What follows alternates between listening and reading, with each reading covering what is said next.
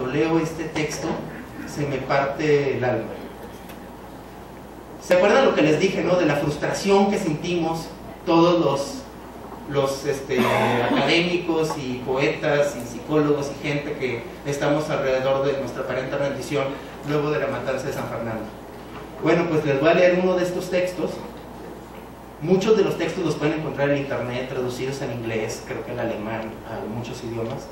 Pero con este yo siempre siento como mucha conexión emocional. O sea, básicamente me pongo a chillar cuando lo leo.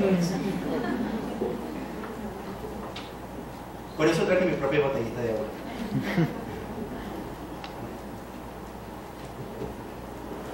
Es un texto de Carla Lottigui, que es una chica simpaticísima, vive ahora en Canadá y desde allá mandó su texto. Desde allá ella localizó a la familia de un inmigrante centroamericano asesinado ahí en San Fernando, en Centroamérica. Nuestro inmigrante de hoy, del que vamos a hablar, se llama Joan Adolfo Chirino Padilla. Desde que se fue mi hijo he llorado mucho. No duermo, no descanso. Eso me dice tu madre, Joan, cuando me trago la vergüenza para pedirle que me ayude a reconstruir tu historia. Lo que le puedo decir, señorita, es que a mi hijo me lo mataron allá en su país, poco antes de llegar al otro lado. Como saben, andaba junto con otros pobres que también lo dejaron todo para ir en busca de una mejor vida. Sí, fíjese qué cosa más terrible. Nos lo mataron según dicen que fueron unos narcotraficantes, que se hacen llamar los Zetas.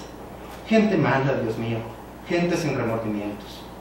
Si viera, señorita, lloré, le rogué a mi hijo que no se fuera, y mire nomás cómo terminaron las cosas.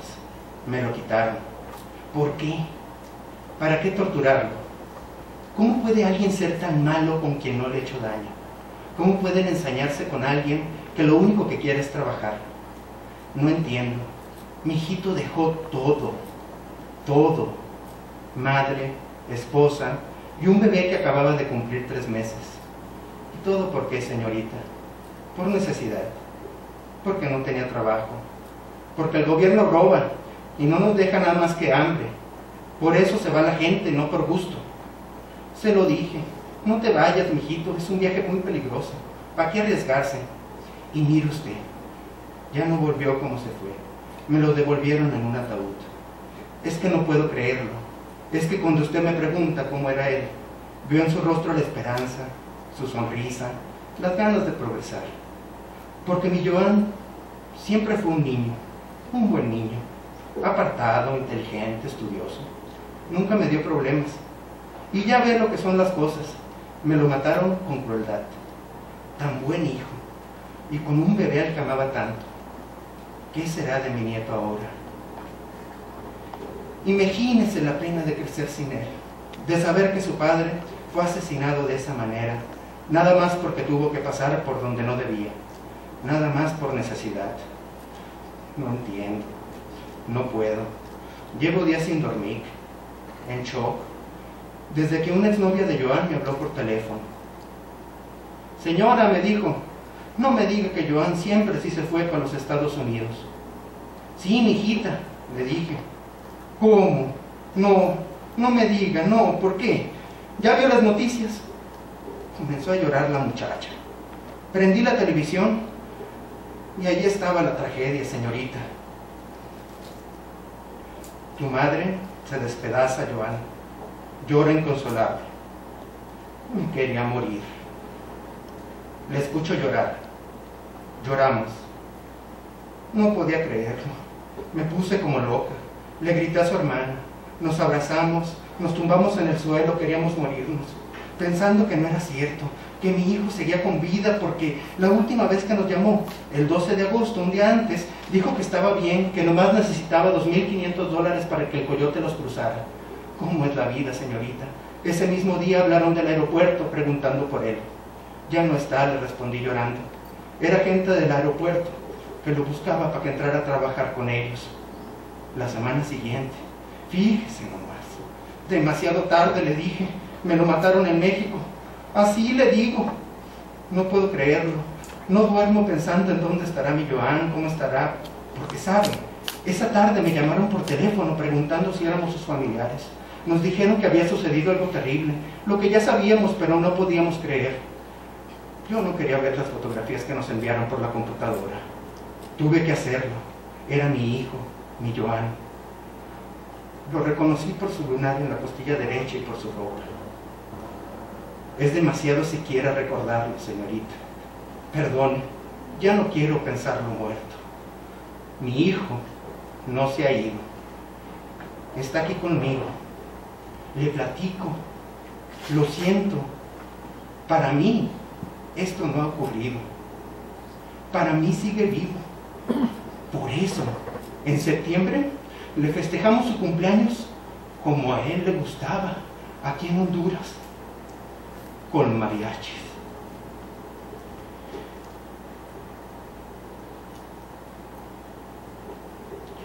Desde la noche en que hablé con tu madre, camino con tu nombre a cuestas, sobre la página en blanco, remando de una orilla a otra para no ahogarme en tu sangre y el llanto de quienes te reclaman. Desde aquella noche, cada página en blanco es la sábana limpísima que extiendo en tu camposanto con la ilusión de verte recostar tu cabeza sobre el pecho de tu madre, mientras tu mujer y tu hijo entrelazan sus manos con las tuyas. Desde aquí, desde esta tierra que no me pertenece, porque como tú soy migrante, te lloro, te escribo, te pido perdón, y acaso erijo este humilde altar en tu memoria para que el mundo no olvide jamás que el 23 de agosto de 2010, 72 hermanos de Centro y Sudamérica perdieron la vida en territorio mexicano. Entonces, este es uno de los textos, bueno, ahí termina. Este es uno de los textos de 72 migrantes. Luego de que los publicamos en uno de los blogs de nuestra aparente rendición, pues hubieron muchísima discusión. Pues 72 escritores, periodistas, intelectuales ya se habían metido en la vida de uno de esos migrantes y habían como tratado de encontrar la manera de comunicarle al gobierno, a los intelectuales y a la sociedad en general el sufrimiento que pasaba esta gente que transita por nuestro país, que sufre toda clase de abusos, pero que no son protegidos por nadie, porque como vienen de ilegales, pues les da miedo el acercarse a las policías, incluso a veces les da miedo acercarse a nosotros, a los mexicanos, para pedir ayuda. Las consecuencias pues fueron muchísimas. Radio UNAM, por ejemplo, hizo una cápsula pequeña de cada uno de los 72, de nuestros 72 migrantes, y las estuvieron transmitiendo 72 días antes del primer aniversario. The New York Books publicó en Nueva York una selección de estos textos. La Universidad de Harvard, Berkeley, universidades reprodujeron en sus boletines. El Museo de la Ciudad de México hizo un altar donde colgaron los textos de cada uno de los 72 migrantes, en 72 libros, en un altar súper bonito. Creo que este año se va a hacer un altar en Monterrey. ¿Qué les estoy tratando de decir con esto? Hay temas criminológicos que pueden estar mal, que quizá no se traten bien desde el gobierno, que quizá nos da vergüenza aceptar como sociedad.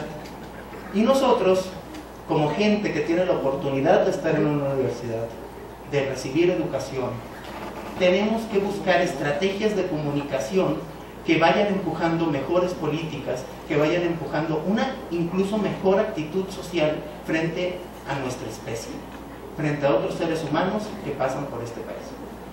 Bueno, pues aquí lo voy a dejar. Eso es más o menos, a grosso modo, lo que se hace en nuestra aparente rendición. Es la manera en que nosotros comunicamos temas que tienen que ver sí con la criminología, pero no solamente con la criminología, sino también con el papel que tienen los intelectuales frente a las consecuencias sociales de lo que en los medios normalmente se trata como temas de sangre y criminalidad. Bueno, pues muchas gracias.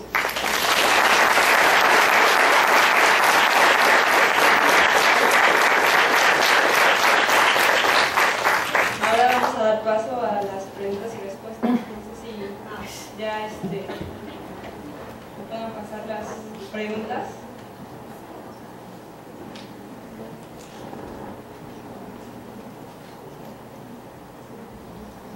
Amalia Gación, de Derecho, pregunta: ¿existe similitud con los inconformes?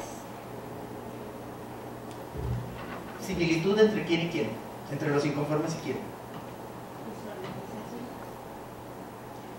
Por supuesto, por supuesto. Pues sí, o sea, sí, por supuesto que toda la producción y todos los esfuerzos intelectuales que se hacen en esta página y toda la gente que nos ponemos a escribir cosas esperando que haya consecuencias sociales, estamos inconformes, tenemos mucha inconformidad, pero no la canalizamos de una manera típica. O sea, nosotros no hemos tomado una calle, sí hemos hecho intervenciones en calles, así de, por ejemplo, hace como un año, un poco para levantar el tema en los medios internacionales. Lo que hicimos es que miembros de nuestra planeta rendición en varias partes del mundo, en España, en Uruguay, en Estados Unidos, en Australia, en muchos países, en las ciudades más grandes colgamos maniquís así del cuello, los colgamos de los puentes peatonales. Entonces hubo como un boom de prensa internacional diciendo: ¿qué diablos son estos maniquís? Y había un letrero que decía: México está pasando por una situación de violencia que no está siendo tratada adecuadamente. Abre los ojos, fíjate en México. Y eso provocó que el medio internacional empiezan a cubrir más a las víctimas de violencia en la frontera. O sea, hacemos cosas sencillas en la calle y todo está como basado en cierto sentido de inconformidad con cómo son las cosas. Otra pregunta de Daniel Sánchez, de la Facultad de Psicología, que pregunta: de acuerdo a su línea de investigación, ¿cuál es la relación entre el narcotráfico y otros sectores sociales? Pues es una relación muy compleja. Ya eso ya es entrar en mi tema de estudio, y yo creo que es un tema, el narcotráfico es un tema en el que todos estamos metidos. Pues un poco desde como un marxismo estructuralista, bueno, más postestructuralista, yo siempre he tratado de empujar la idea entre los colegas de que aceptemos que los intelectuales también somos parte de la narcocultura. No sé si se han preguntado cómo se determina el precio de la mota que circula aquí en Seúl. ¿Nadie se ha preguntado eso? ¿Quién pone el precio? Pues el precio de la mota que circula aquí.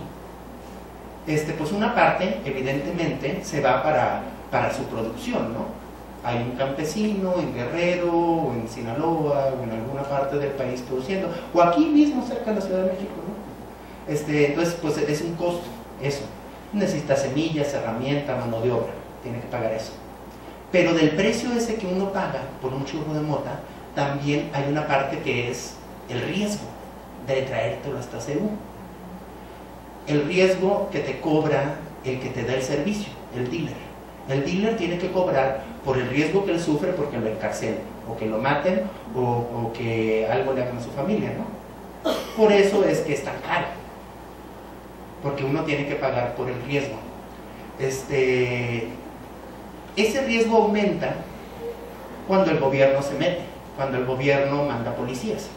Aumenta el riesgo del dealer, pues tú tienes que pagarle más. Cuando un narcointelectual, y me voy a meter ahí, como yo, empieza a hablar de la mota en Seúl, empieza a prendérsele los poquitos al gobierno, ¿no? Y es más probable que manden policías antinarcóticos a Seúl si alguien escribe en un periódico. ¿Qué es lo que yo estoy haciendo como narcointelectual? Haciendo que la mota que compran en Seúl sea más cara. Estoy aumentando el precio. Y en ese sentido, todos los que hablamos del mercado de drogas o hablamos de la narcocultura, estamos metidos en el narcotráfico, porque de una manera indirecta determinamos el precio de las drogas ilícitas. ¿Fue claro mi exposición? ¿O lo que se puede decir? Bueno, eso es lo que yo llamo el sistema narcocultural. Todos estamos metidos en ese sistema de cosas.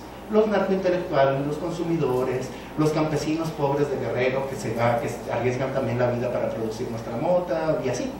O sea, todos somos parte de ese sistema de cosas. Entonces, ¿cuál era la pregunta? Perdón. No, la anterior, la que acabo de contestar. La de acuerdo a su línea de investigación, ¿cuál es la relación entre el narcotráfico y otros sectores sociales? Bueno, pues ya les contesté, ¿no? Tenemos una relación estrecha. Es un tema en el que todos somos hermanos, queridos. Entonces es una relación compleja. Ahora también podría hablar desde otra perspectiva, no desde la perspectiva de la responsabilidad que tenemos todos como miembros de este planeta o como humanos, ¿no? En el sistema narcocultural. También uno puede hablar de la corrupción, que es un elemento para determinar el precio. Si no quieres violencia, si no quieres que te maten a tu dealer, pues tu dealer se tiene que mochar con el poli de la esquina. Es una manera de bajar el costo. Entonces, pues esa es una manera de relacionarse. Todos sabemos que hay corrupción metida ahí, todos sabemos que hay que limpiar nuestros aparatos policíacos, que el ejército ha sido penetrado por el narcotráfico. Todos esos discursos ya no lo sabemos, entonces pues no le voy a entrar por ahí. Otra pregunta, Orlando Camarillo de la Facultad de Psicología pregunta: supuestamente los medios masivos son los instrumentos de la esfera y la opinión pública, pero ¿dónde está la opinión pública que surge de la sociedad civil? ¿Cómo la fortalecemos para que influya en el Estado? Bueno, entonces, ¿cómo le hacemos para aumentar la sociedad civil? Pues toda la exposición fue sobre eso.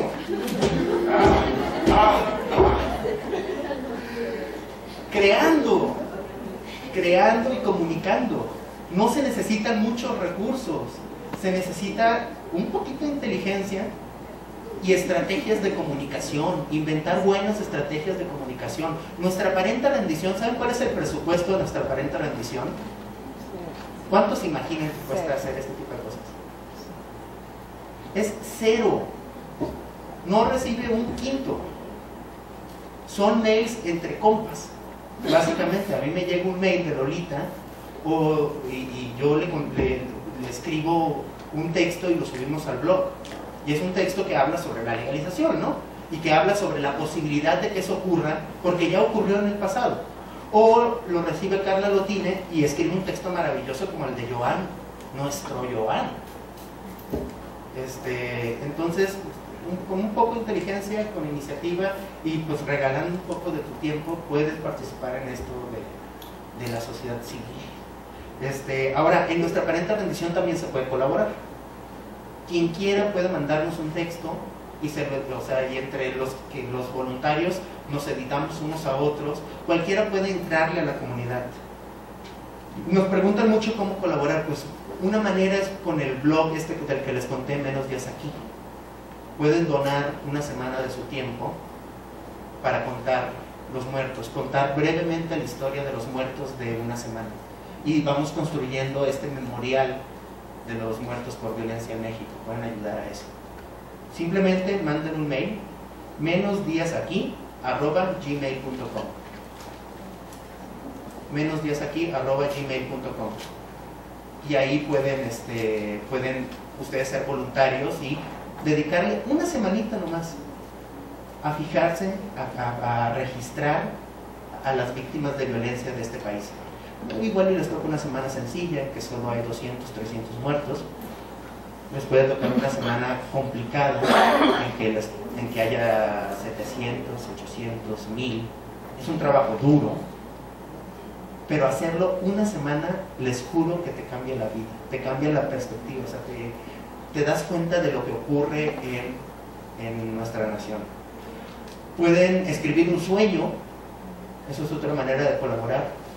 Si han sido víctimas de violencia o ustedes creen que algún sueño se relaciona con el ambiente de violencia que vive en el país, no tiene que ser solo relacionado con narcotráfico, violencia doméstica o en las calles o originado por el tráfico, por lo que ustedes quieran.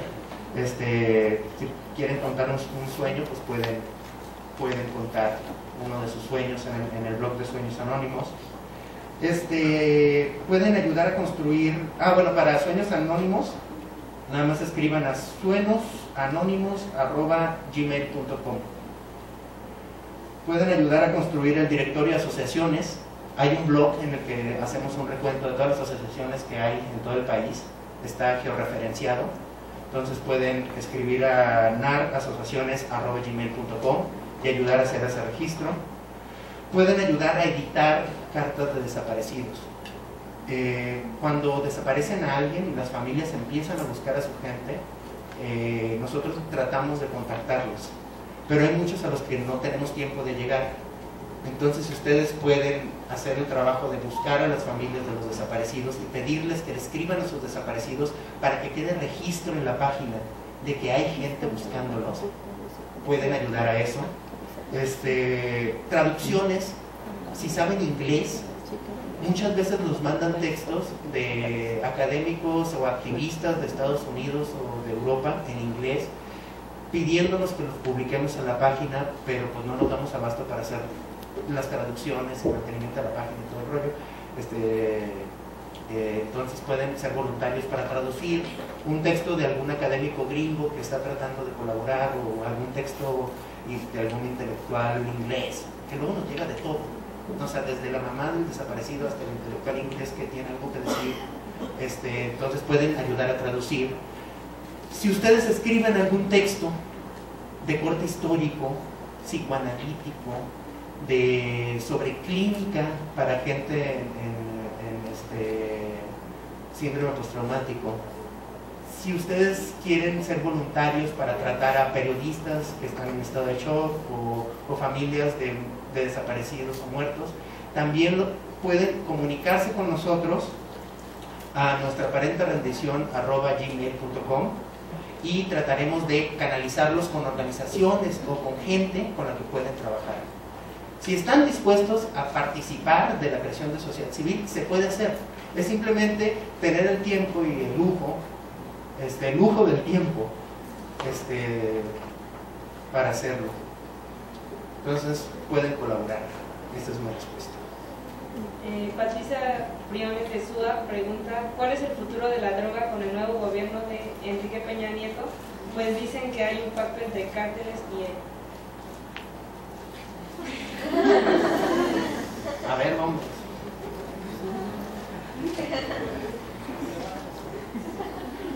¿Tratando de adivinar el futuro? A mí no me gusta ser pitonizo, por eso no soy historiador. Yo trato el pasado. Pero ¿qué es lo que yo veo? Pues sí, o sea, que hay un pacto entre cárteles y él, que hay un pacto entre cárteles y Fox y Calderón, que hay un pacto entre cárteles y los gobiernos priistas desde los años 30 del siglo XX. Pues puede ser, pero yo no soy detective, yo no soy policía. O sea, yo simplemente voy, veo las fuentes, entrevisto a gente, platico con gente y trato de sistematizar la información para enseñar algo. Y ya. ¿Qué va a hacer Peña Nieto? Pues, si ya nos ponemos en ese papel de ser pitonizos y tratar de adivinarle el pensamiento a este señor, pues él ya nos ha dado varias claves de lo que él podría hacer. Una muy importante es, durante la campaña, cuando el gobierno de Estados Unidos, creo que fue la DEA, le mandó el mensaje de que él posiblemente era un presidente Z. No lo dijeron así los gringos, por supuesto que no lo van a decir así, pero le mandaron el mensaje de que en Estados Unidos sabían que él podía tener un pacto. La respuesta de Peña Nieto, ¿cuál fue? ¿Se acuerdan? Nombrar al general Naranjo como su asesor antidrogas. ¿Quién es el general Naranjo? El general Naranjo es un militar colombiano que participó en el comité de búsqueda de Pablo Escobar y que ha estado muy vinculado con la política antidrogas en Colombia, que es muy cercana a la política estadounidense de combate a las drogas. Bueno, de ciertas oficinas estadounidenses. ¿Qué nos podemos esperar? Pues un poco la política, la venida, la llegada de la política colombiana, que es básicamente tratar de recuperar los espacios públicos en las zonas urbanas para aislar el conflicto entre los llamados cárteles y el gobierno en la zona rural. Sacarlos para afuera de las ciudades que nos dejen a las clases medias, educadas, vivir en paz, y que allá con los campesinos se maten. Pues un poco ha sido como la política en Colombia. Eso es lo que yo creo que nos podemos esperar, como que baje la violencia en las zonas urbanas, que suba en otras regiones del país. Es posible que trate de pulverizar las grandes organizaciones de tráfico, como se hizo en Colombia, lo cual crearía como focos de violencia en la zona rural. Esa es una posibilidad. Otra posibilidad es que mantenga el pacto que se dice que tiene el gobierno, bueno, algunas agencias, la DEA, por ejemplo, estadounidenses, con el cártel de Sinaloa, para terminar con los Zetas, concentrar el mercado en el cártel de Sinaloa para que bajen los índices de violencia, es decir, que todo se arregle con dinero, no con sangre, lo cual pues para algunas personas, sobre todo en zonas violentas del país, podría ser una buena noticia, que se arreglen con dinero, no con violencia, aunque en términos de política de Estado, pues es una política absurda, porque lo único que hace es postergar la discusión, una discusión más seria sobre políticas alternativas de combate a las drogas, políticas que nos ayuden a tener una relación más madura con esas sustancias. Eso yo creo que es lo que está de fondo, lo que me gustaría ver en algún momento en México. No lo espero de Peña Nieto. Yo creo que una política de descriminalización de las drogas, por lo menos de la marihuana, no va a venir de Peña Nieto. Pues son las cosas que me permito lucubrar, pero pues como les digo, yo no soy pitonizo. Bueno, y para concluir, voy a leer tus preguntas y para que se puedan hacer. Margarita pregunta, desde la condición intelectual o especialista, ¿cuál es su opinión de la legalización de la droga? Concepción de la Fesis Tacala, desde el dolor y frustración de nuestra gente e hijos, ¿cómo podemos desde aquí hacer que las cosas cambien? Y alguien anónimo pregunta, ¿por qué en el México actual ahora las leyendas son los capos o los cárteles y no el santo o los revolucionarios?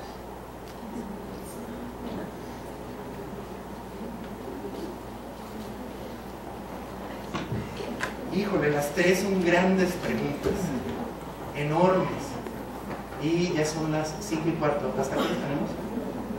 5:25. Tenemos 10 minutos. Bueno, yo creo que de la legalización ya he hablado. Me hubiera gustado que fuera un debate así como más abierto y que ahorita se parara alguien a decir, no, ¿cómo te atreves a ver que se legalice la mota? Si la mota es terrible.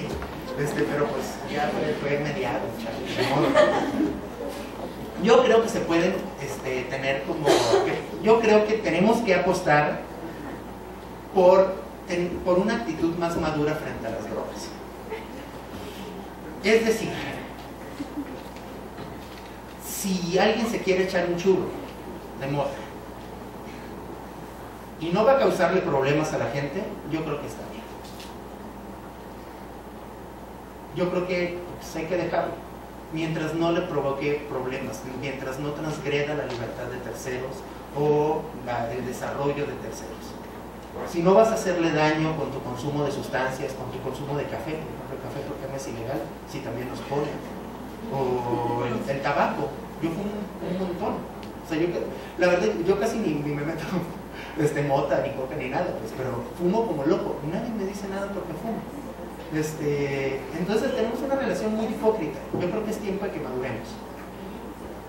En ese sentido, creo que nos merecemos políticas como los que ahorita tienen los gringos. ¿Han leído ustedes sobre la despenalización para fines médicos en Estados Unidos?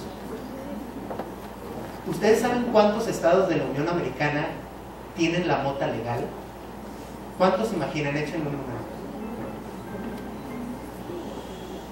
¿Alguien? 5. ¿5? 16.